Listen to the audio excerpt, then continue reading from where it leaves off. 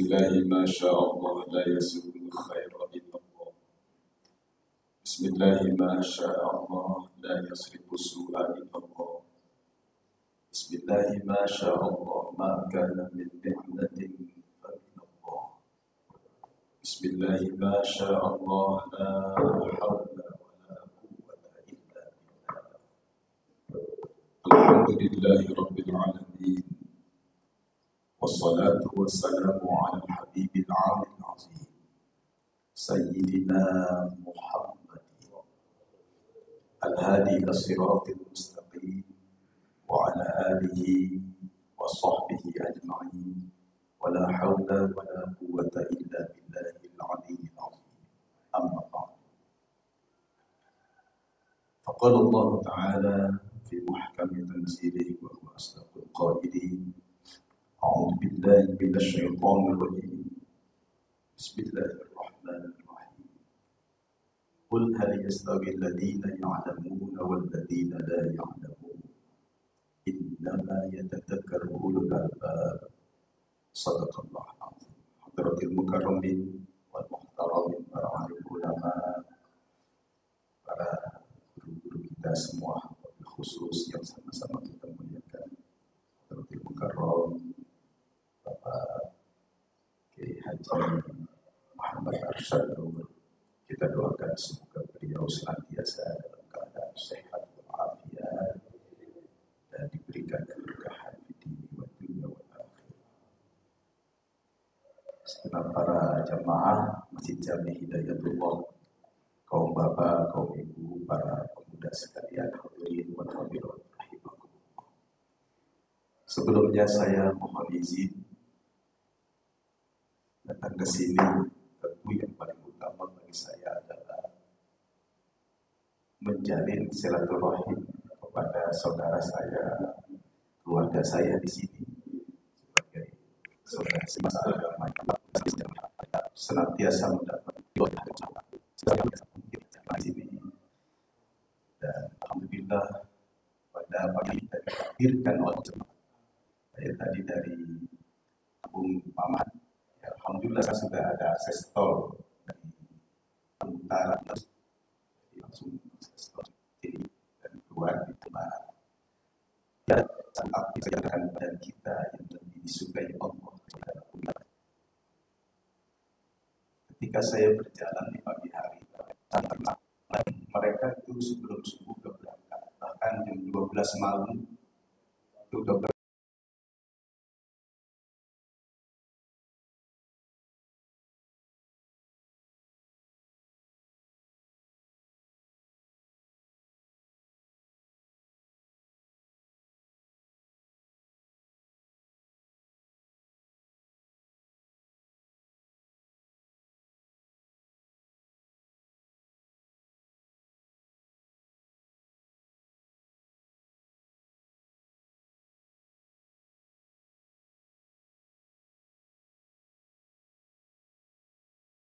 Berangkat dia pulang menjelang pagi. Berangkat kemana? Ke pasar induk Cibitung. Dagangan dia beli, nggak sampai di rumah. Dia pencar-pencar tuh dagangan. Dia keliling, ibu-ibu tuh. Kalau bahasa orang kampung saya tuh tukang undul. Masyarakat terbantu dengan adanya saudara-saudara yang juga sama, mereka juga berikhtiar pertahankan dirinya dalam rangka taat dan ibadah kepada Allah. Tadi saya melihat berduyun-duyun orang-orang tua saya. Kalau saya lihat di sini usianya ya usia ayah saya, Allah yarham, Ustaz Ahmad Layhaki, saya punya orang tua. Ini ada sebuah kesan yang saya bisa tangkap dari kebiasaan orang tua saya. Memang dia berusaha untuk sampai di masjid sebelum subuh, sehingga beliau ditakdirkan Allah meninggalnya di masjid ketika selesai melaksanakan sholat yang mulai. Nah, ini pesan dari peristiwa itulah kemudian saya diasuh oleh kakek saya untuk ngaji belajar kepada Syekh Muhammad Muhajirin di Amsalat. Aslinya orang Cakung, beliau membangun Ma'had Al-Daris perjalanan itulah kemudian saya dipesan oleh beliau, tetap pulang ke warung. Jadi bahasanya pakai bahasa Selokaan. Kalau pulang katanya buka warung. Iya, saya pulang mondok suruh dagang, kata saya gitu. Dia cerita begini. Ya, ini mohon maaf karena beliau orang Betawi ya. Gue juga dulu pulang dari Mekah, ngajar mantan Bina, dia begitu. Bilang gue pulang dari Mekah, ngajar apa? Ngajar mantan Bina, ngajar dunia, ngajar langsung ngajar yang gede-gede kan. Oh, saya berdoa, alhamdulillah. Jadi memang kalau tadi diceritakan sama saudara saya, Ustaz Adi Sujami, beliau mengatakan ya saya ditakdirkan Allah merintis pesantren di kampung yang memang sangat awam, sangat awam. Sabung ayam di kampung saya itu ada waktunya kayak orang ngaji Selasa Kamis, ramai sabung ayam. Pada zuhur juga beberapa.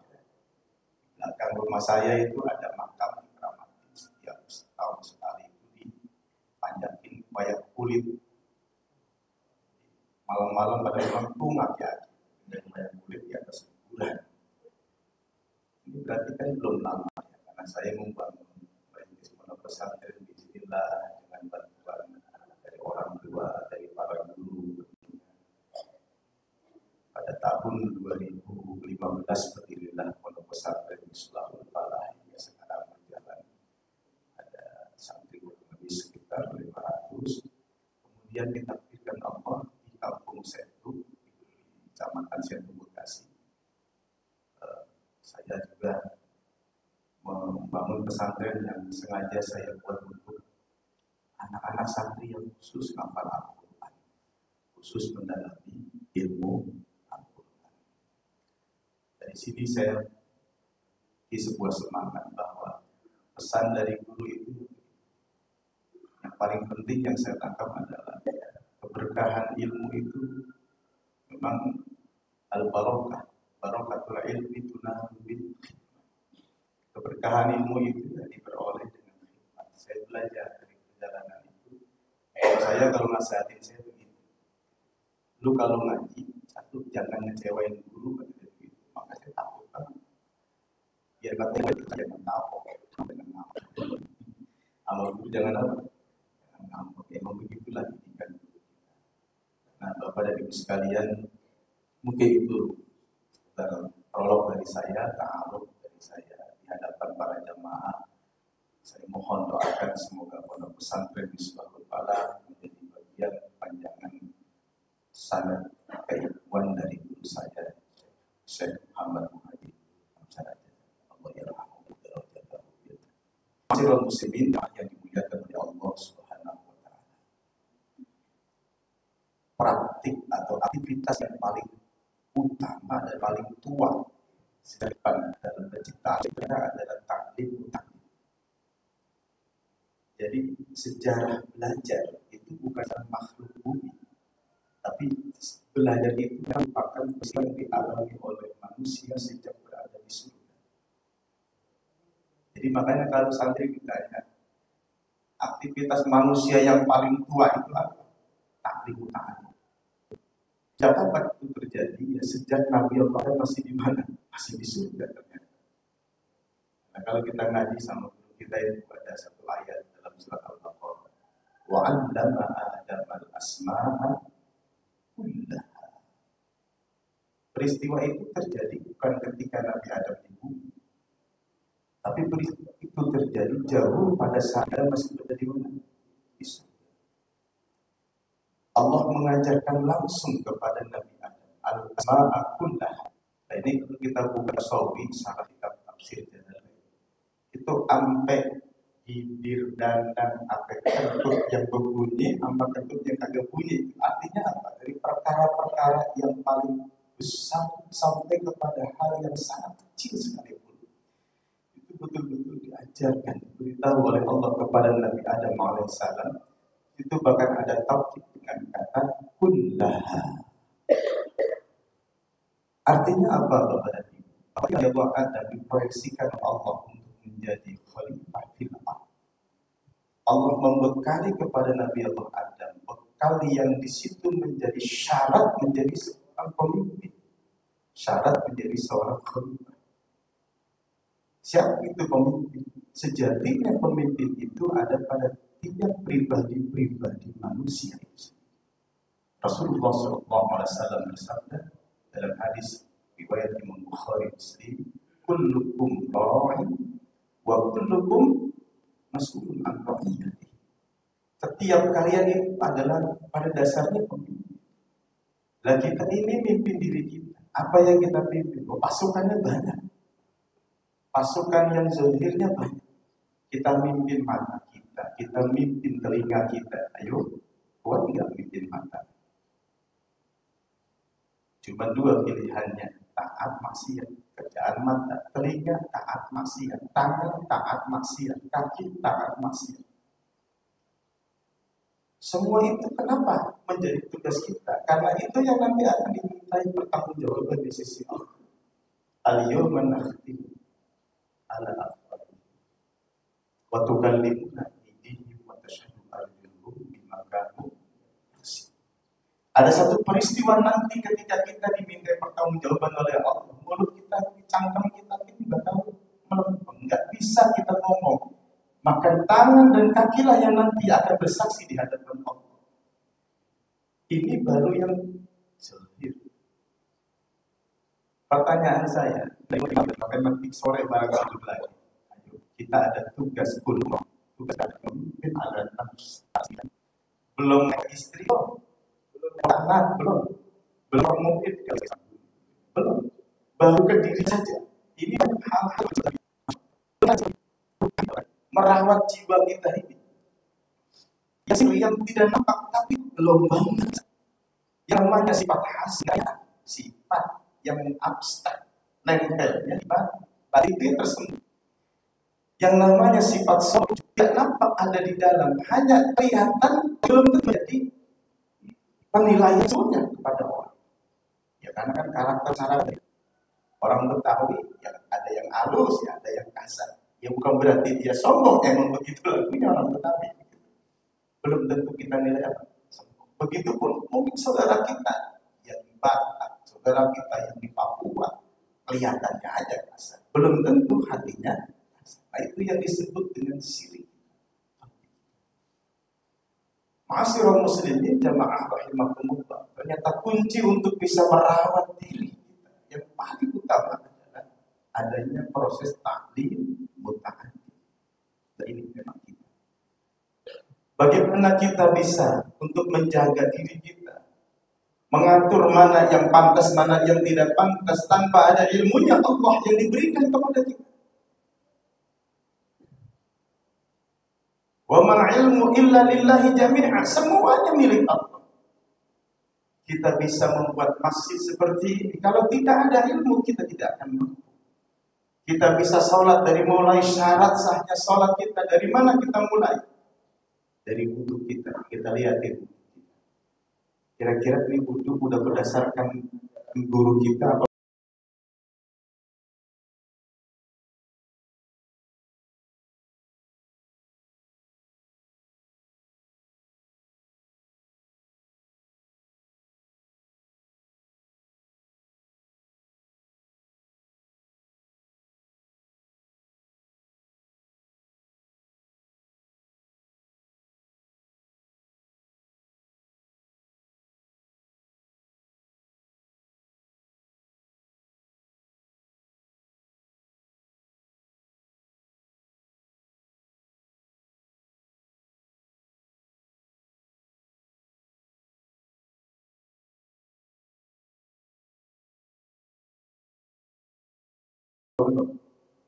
Sama apa enggak memikir yang udah kita dapat selama ini dari asal pengajian kita, pengaruh daripada kita ngaji.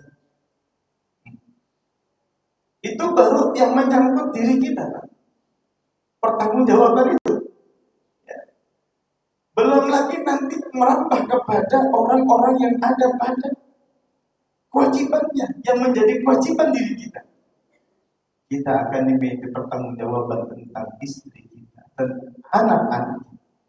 Wa kullukum mas'ulun an ra'iyatihi. pemimpin dibekali Allah ketika Nabi Allah Adam alaihissalam turun ke muka bumi itu dengan adanya proses taklim muta'addi. Kita harus paham. Maka alhamdulillah kalau di masjid sini, di Masjid Jami Hidayatullah yang kita tahu, masjid yang tua, yang di dalamnya sering dikaji ilmunya Allah, kita belajar sholat kita bukan hanya sekedar gerakan monoton, tapi sholat yang dilandasi dengan ilmu. Beda nilainya. Mungkin sama-sama satu saf, imamnya sama, gerakan kita juga sama, tapi yang satu dia sholat berdasarkan ilmu, yang satu sholat hanya berdasarkan taktik semata-mata tanpa dilandasi ilmu. Ini nilainya beda. Sebab janji Allahnya, yarfa'illahu alladhina amanu minkum walladhina utul ilma. Amanunya kita melaksanakan sholat, tapi kemampuan kita di dalam sholat itu dipengaruhi dengan pengetahuan kita. Itu. Nah, kalau kita tarik benang merahnya, ketika sejarah penciptaan Nabi Allah Adam sebelum turun ke bumi, ada satu aktivitas yang dilakukannya, yaitu proses ta'lim muta'alim. Turunnya Nabi Allah Adam itu sudah sampai terus kepada Nabi kita Muhammad Sallallahu Alaihi Wasallam. Ternyata turunnya wahyu yang pertama pun bunyinya adalah Iqra. Iqra bismi rabbikal ladzi.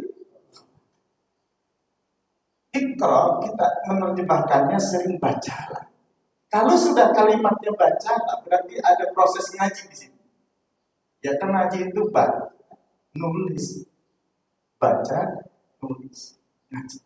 Berarti kalau kita mau tingkatkan lagi makna Iqra bukan sekedar bacalah, tapi belajar. Nah ini perintah. Dan inilah yang menjadi thariqahnya seluruh para nabi dan rasul. Beliau diutus oleh membawa risalah kepada umatnya. Di dalam proses penyebaran risalah itu ada yang disebut dengan proses taklim muta'alim. Ini makanya jadi kitab tradisi di pondok pesantren, kitab taklim. Belajar itu ternyata tidak mudah, Pak. Artinya apa? Bahwa di dalam proses belajar kita bukan hanya dituntut untuk banyak pemahaman tentang apa yang kita ikuti dari pelajaran yang diajarkan oleh guru kita, tapi ternyata dalam belajar juga ada adabul adab hambul. Ada orang yang menyampaikan ilmu, ada orang yang menerima ilmu.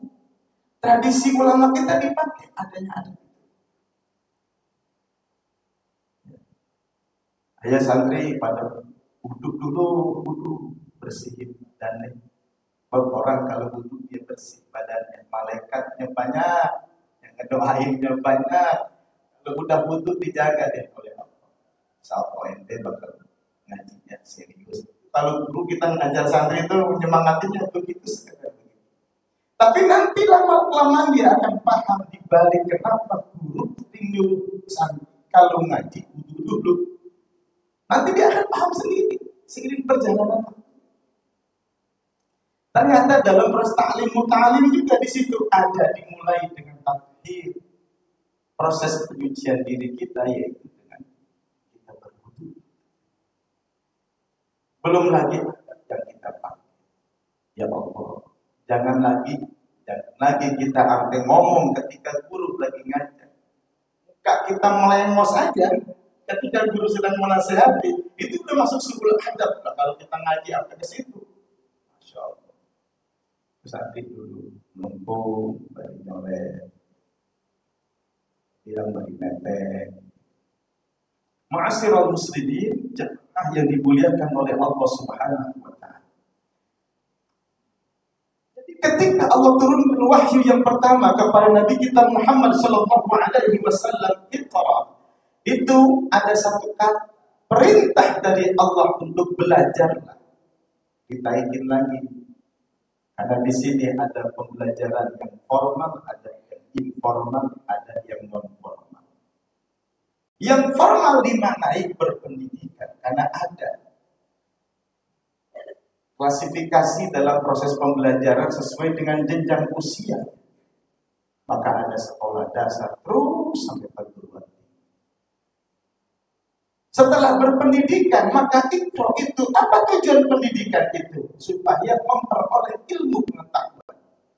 Nah, kalau kita semacam ini pendidikan hanya mungkin dikategorikan pendidikan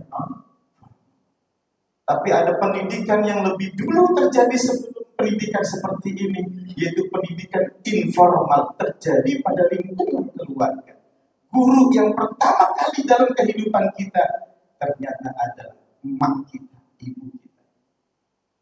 Ayo, masih ingat gak kita diajarin cara makan? Masih ingat gak kita diajarin cara pakai baju? Masih ingatkah kita ketika emak kita ngajarin kita cara kita berangkat sekolah, kudu cium tangan, kudu salaman? Belum kita dapat nasihat dari guru, emak kita, ibu kita, ayah kita lah, mereka orang-orang yang paling pertama mengajarkan ilmu kepada kita. Jadi mereka itu bukan sekedar menjadi orang tua, terus menjadi guru juga, menjadi mu'alim kita. Bahkan yang paling pertama, al-ummu madrasatul hayat. Ibu itu adalah sekolah kehidupan kita sejak awal. Besok jangan sembarangan pakainya. Makan baca bismillah. Belum kita dapat pelajaran di madrasah, emak kita udah membiasakan kita dalam hal-hal yang positif. Ayo pada ngaji, jangan ngejedok baik. Kita disuruh ngaji, dikurang dari rumah. Kalau kagak bapak marah, kita mau ayo buruan. Emak kita terus menyemangati kita. Maka kata Ikro ini ternyata gelombangnya luas. Pendidikan baik itu yang formal, non formal, informal itu luas. Tujuannya adalah semuanya agar kita memperoleh ilmu pengetahuan.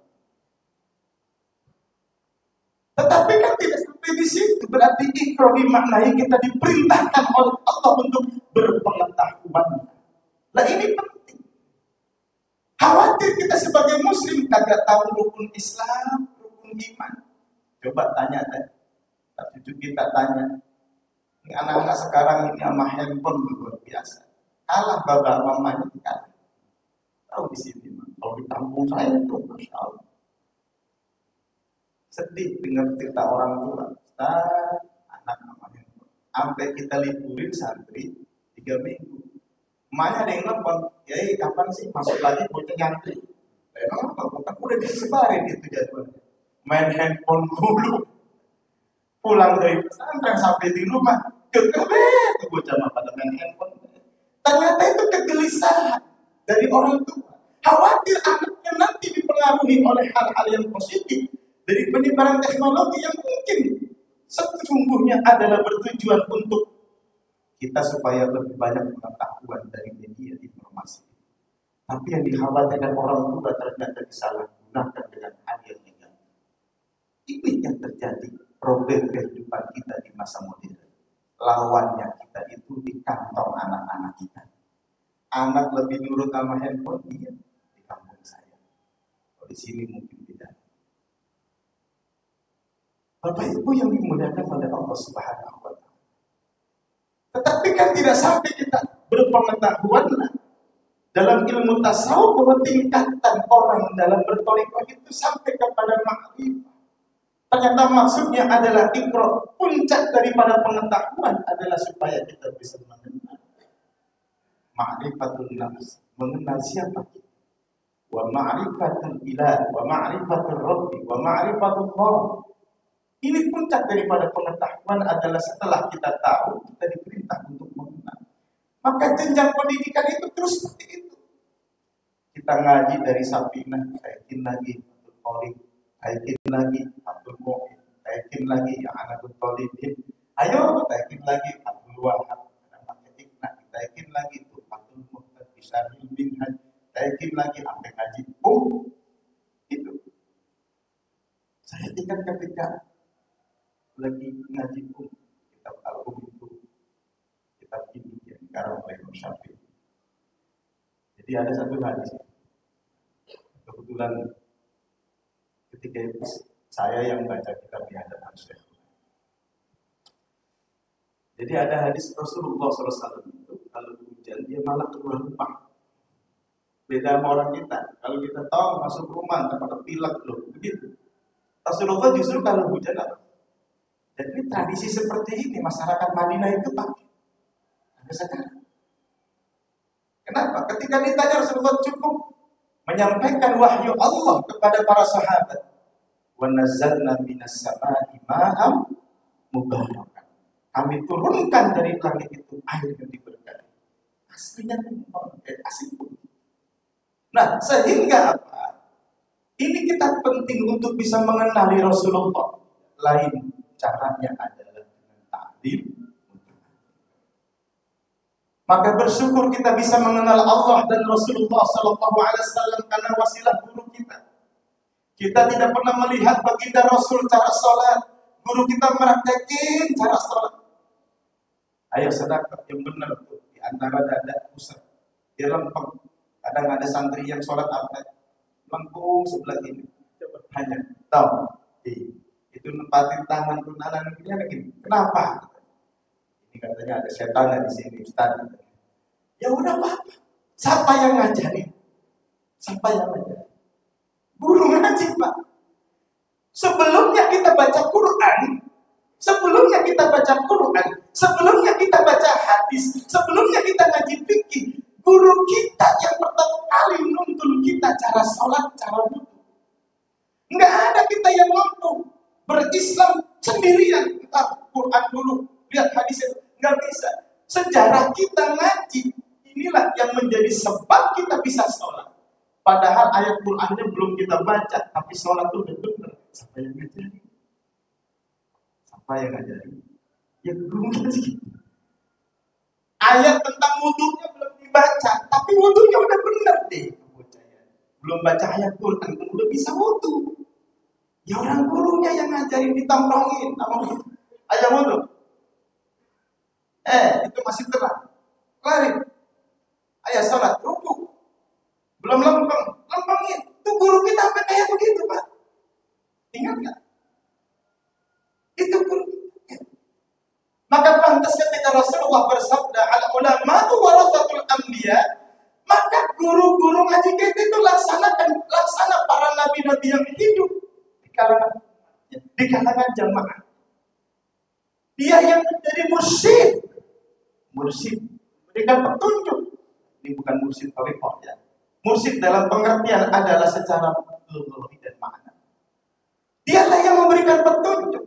Kalau kita mengandalkan Al-Quran, kudu bisa baca Quran dulu, entar baru ketemu ayat tentang sholat, entar baru ketemu ayat tentang wudhu, entar baru ketemu ayat tentang puasa, entar baru ketemu ayat tentang umrah dan haji. Belum baca ayat-ayat tentang itu, kita udah diajarin siapa yang menyampaikan terlebih dahulu. Guru. Ini penting. Sejarah manusia sejak di surga ternyata praktek yang paling tua dalam perjalanan manusia adalah ngaji. Itu kerjaan penghuni surga Pak. Kerjaan penghuni apa? Karena pertama kali terjadi ngaji itu ya di surga. Wa 'allama Adama al-asma'a kullah. Maka kalau di sini ada orang ngaji, itu orang sedang mempraktekkannya tradisi orang tuanya ketika masih di mana? Di surga. Jadi orang ngaji itu sana orang yang sedang berada di mana? Ada satu hadis meskipun dhaif, tetapi ini untuk tarjib ini luar biasa. Untuk tarjib luar biasa. Jadi kalau kita di situ melihat, idza marratum bi riyadil jannah farta'u fiha. Itu hadis yang kita dengar dari guru kita. Kalau enteng lewatin riyadil jannah, enteng lewatin taman-taman surga, farta'u fiha. Ente kudu duduk di situ. Ini perintah Nabi. Sahabat nanya, wa ma riyadul jannah ya Rasulullah? Apa iya di dunia ada riyadul jannah? Ada. Di mana itu riyadul jannah? Tuh al-majalis. Lihat majelis-majelis yang di dalamnya yudkaru fi hasmullah, disebut asma Allah, diajarkan ilmunya Allah Subhanahu wa taala. Dikenali kita tentang Rasulullah sallallahu alaihi wasallam sebagai tuntunan dan panutan kita. Sebab beliaulah alam dunia ini menjadi aman, damai, tenang. Bumi tetap beredar pada porosnya, langit tetap beredar pada porosnya, matahari dan bulan beredar pada porosnya. Allah berikan semuanya kepada Nabi kita Muhammad SAW. Dituntun kita bagaimana cara hidup yang benar. Dituntun kita bagaimana cara mengenal Allah yang benar. Dituntun kita bagaimana cara berbakti kepada orang tua kita yang benar. Siapa yang menuntun itu? Yaitu tidak lain baginda Rasulullah Sallallahu Alaihi Wasallam. Kita agak ngalamin ketemu beliau. Ada penyambung lidah melalui sanad keilmuan dari sahabat-sahabat turun ke tabiin turun kepada tabiin terus sampai ke guru. Inilah sejarah ngaji, karena itu merupakan praktek manusia sejak berada di surga. Maka kalau kita renungkan, ya, ada salah satu hadis yang diriwayatkan oleh Imam Ahmad dan Ibnu Majah yang sering kita dengar, man salaka tariqan yaltamisu fihi ilman sahalallahu lahu bihi tariqan ilal jannah.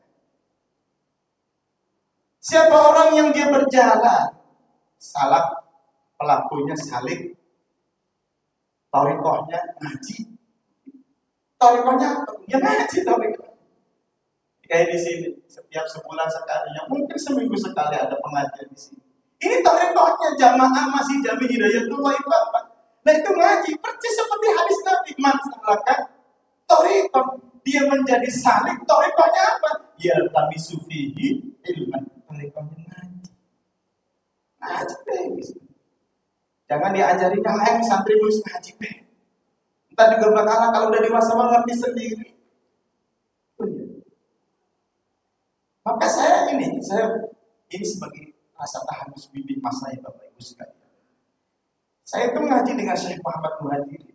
Itu kitab apa aja baca aja betul. Kan dia mengaji baca aja begitu. Baca aja. Apa kata dia? Dia ngeluarin ayat begini. Faida qara'nahu fattabi' Qur'an tsumma inna 'alaina bayan. Kalau lagi bacain kitab, dengerin aja, ikutin aja. Tsumma inna 'alaina bayan. Urusan paham itu apa? Guru nyampein. Guru cuma nyampein ilmu. Ini segini banyaknya kita ngaji pagi hari ini. Fakhrudin hanya batasnya menyampaikan dokter, tablik aja. Yang bikin futuh bukan Fakhrudin lagi, bukan saya lagi. Yang bikin futuh bukan puasa. Kalau kita ngaji di mana-mana sama, bukan guru kita lagi. Itu Allah yang bakal pilih siapa orang-orang yang bakal diberikan futuh oleh Allah, dibuka mata batinnya oleh Allah, menerima ilmu, nyerap ilmu sampai kerendahan hati, ikhlas, sabar dalam hati kita. Ini perasaan bocah yang umur mahal.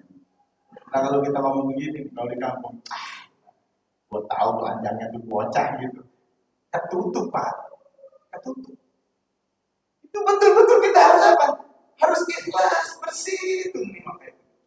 Lah inilah Bapak dan Ibu sekalian, bahwa ketika Rasulullah SAW memesan kepada sahabat, kalau ada orang ngaji, ente di situ ngikut, itu laksana riyadul jannah.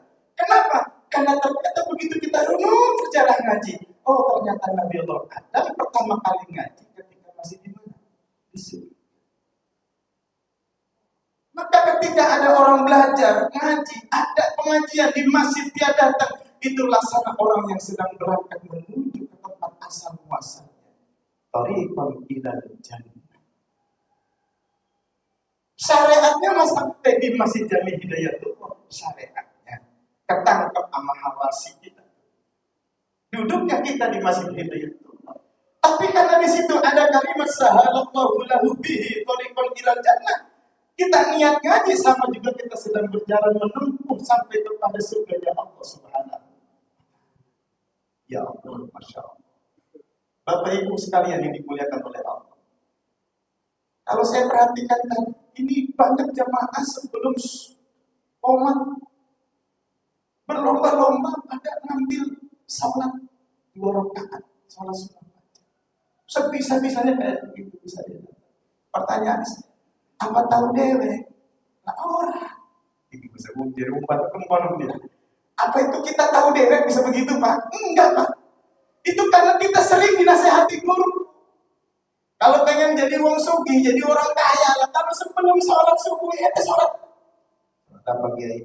Sholat sunnah aja. Berapa rakaat? 2 rakaat. Fadilahnya apa? Dunia, bumi ini, dunia dengan isinya masih kalah sama sholat subuh. Berarti sholat sunnah aja maksud saya.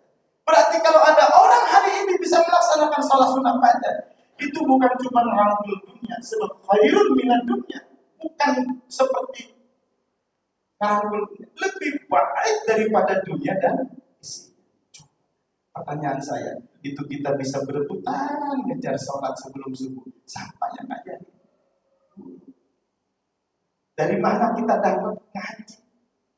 Tujuan kita apa? Surga, jannah. Itulah yang disebut sahalallahu lahu bihi thariqan ila jannah. Atau hanya begini, kalau kita di dalam majlis ada orang yang udah sepuh, palangku masih mau ngaji, itu kita dulu jadi nasihat. Ya Allah, engkau kalau ngaji paling dulu di depan udah melengkung. Apa iya kita masih lembut, masih malas banget, masih muda kita udah apa? Sibuk anu. Kudu kita mah. Ada orang tua di kampung kita udah sepuh, masih kita getol ngaji, sampainya juga paling dulu, malu kalau sampai dulu sampai duluan. Orang tua kita itu pemali, karena sekarang udah langka Pak pemali. Masih ingat pemali? Pamali gitu. Kamu ini bisa ada pamali. Di kampung kita itu orang tua itu masih pakai pamali. Artinya apa? Itu ada kearifan lokal. Neng, jangan duduk baik tuh di depan pintu. Pamali. Entah kan. Jangan tengkurap pamali. Entah kan mana mati kata begitu. Orang dulu kita begitu Pak. Kalau makan dihabisin, akan begini, akan begitu. Orang tua kita itu istilahnya pamali. Larangan-larangan itu sekarang udah langka. Padahal itu merupakan bagian daripada adab kehidupan kita. Masih dipakai. Kalau nyawa. Begitu kita nyawa, sedekahan dulu bisa. Sekarang lagi suka tanya juga langka. Saya kan orang suka tanya. Udah langka. Berarti orang tua kita zaman Kiwari, zaman dulu orang tua kita pakai tradisi seperti itu. Itu ngajarin kita supaya menjadi hamba Allah yang bersyukur. Ini petani teh, sampainya ninggal nanam doang. Seminggu itu padi tinggi, kerjaan petani bukan. Dapat sebulan udah mulai ngelintis, tuh lihat. Daunnya udah mulai nambah. Dapat 2 bulan udah mulai keluar hijau. Dapat 3 bulan udah mulai berisi. Kerjaan petani bukan. Itu kerjaan Allah. Fi'ilnya Allah, bukan fi'ilnya kita. Kita mah cuma sampai dinanam kebak. Nah, makanya begitu panen, undang tetangga. Tantang kita, barang-barang. Sekarang udah. Padahal dulu kalau begitu, kata orang tua kita, pamali. Ternyata kalau kita ambil dari bahasa Arabnya, fama, maka itu bukan daripada ajaran. Mungkin begitu kali kalau bersama-sama ilmu. Artinya apa Pak? Buah daripada ilmu itu adalah akhlak. Nah, ketemu ucapnya. Buah daripada ilmu itu apa? Ada orang berilmu kalau kagak ditolong Allah jadi sombong seperti itu. Nggak ketolong Allah. Jadi sombong sabar. Jadi jadi sombong pun bukan cuma karena harta doang, bukan karena jabatan doang. Apa aja yang sifatnya masih keistimewaan, kalau enggak dalam pertolongan Allah, itu bakal jadi fitnah buat kita. Ilmunya banyak, tapi sombongnya kebina-bina. Ya.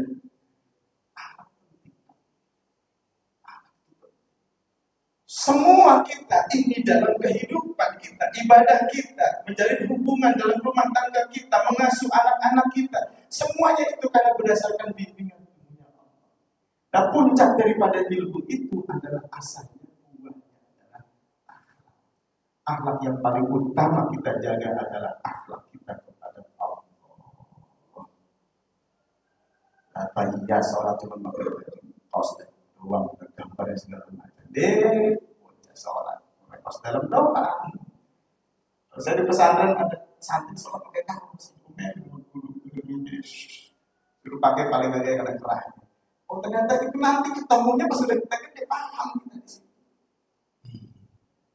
Diajari kepada siapa itu? Pada Allah. Karena memang Allah baik banget sama kita. Orang masih jadi ahli maksiat aja duitnya dikasih banyak mau. Padahal ada orang sama-sama sakit masuk rumah sakit, yang satu muslim, yang satu kafir, yang satu muslim dia minta sembuh kepada Allah, yang satu non muslim dia minta sembuhnya kepada siapa? Tuhan dia. Bilalahnya dapat 3 hari sama-sama sembuh. Pertanyaan saya, yang muslim sembuh yang nyembuhin siapa? Allah. Minta kepada siapa dia? Allah. Ini yang non muslim sembuh yang nyembuhin siapa? Allah juga. Bukan hal yang dia sembah-sembah. Itu bukti Allah itu punya sifat rahman itu kagak pandang dulu. Ente mau nurut, ente mau kagak nurut, dikasih sama Allah, dikasih aja. Dunia bagi Allah itu Allah. Dia buktinya dihancurin pada waktunya sama Allah. Dihancurin. Itu begitu. Dikasih ente minta dunia, dikasih. Biar katanya itu dia non muslim dikasih sama Allah. Dikasih. Tapi entah lebah waktunya. Ketika tidak ada lagi akhir dalam kehidupan yang disebut alamul akhirat, disitulah pilihan Allah ditentukan hanya khusus kepada orang-orang yang beriman. Semua itu kita dapatkan juga melalui proses belajar, ngaji. Hasilnya dapat ilmu, buahnya ilmu adalah akhlak. Allah berfirman untuk ibad alaihi billatu ayyaman tubibu illa bihabli minallah habim minan. Kalau gak ada ilmu kita hidup. Hubungannya itu adalah bagaimana kita bisa merawat hubungan kepada Allah. Bagaimana kita bisa merawat hubungan kepada sama manusia. Nah ini kalau begini yang nyampein berat. Ya kayak saya begini ini nyampein berat. Karena tanggung jawab pertama ya ke saya. Nah oleh karena itu kita mari saling berdoa. Mudah-mudahan kajian kita pagi hari ini ya tentang ilmu atau ilmu yang terserah disebut ilmu yang gitu karena kita sedang ceritain tentang sejarah manusia. Ternyata praktek yang paling kuno dalam kehidupan manusia sejarah penciptaannya itu prakteknya adalah taklim. Semoga Allah berkahi kita semua, berkahi ilmu kita, Allah berkahi keluarga kita, Allah berkahi keturunan kita menjadi hamba-hamba Allah yang saleh.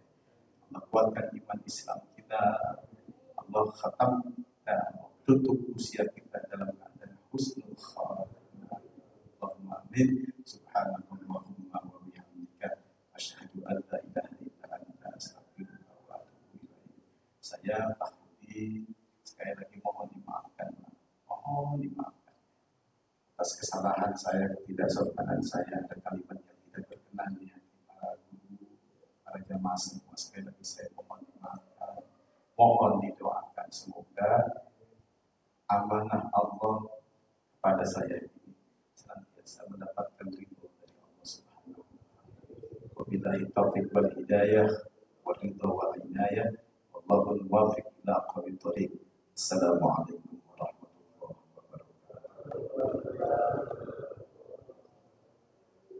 Terima kasih jazakumullah khairan katsira atas ilmu dan tausiahnya pada pagi hari ini. Jemaah sekalian, tentunya banyak yang kita dapati ya, pelajaran-pelajaran memang kita tetap disuruh ngaji terus gitu. Ya, di sini juga ada kiai ini yang udah tua tapi masih ngaji gitu. Tapi banyak juga yang masih muda belum ngaji. Jadi buat pelajaran bagi kita juga semua ya. Nah, insya Allah kalau kita terus ikut ngaji, insya Allah ilmu itu akan datang karena banyak yang dikeluarkan dari kitab-kitab, kita bisa baca, kita bisa paham ya. Mudah-mudahan jamaah sekalian kita semuanya ya masyarakat semoga diberikan ilmu yang berguna dan bermanfaat bagi keluarga kita, bagi diri kita, ya, dan kita bisa mengamalkan. Ya, amin ya robbal alamin. Demikian taklim kita pada subuh kali ini. Mudah-mudahan Allah kasih kesehatan, bisa bertemu kembali pada taklim berikutnya. Wabillahi taufiq wal hidayah. Assalamualaikum warahmatullahi wabarakatuh.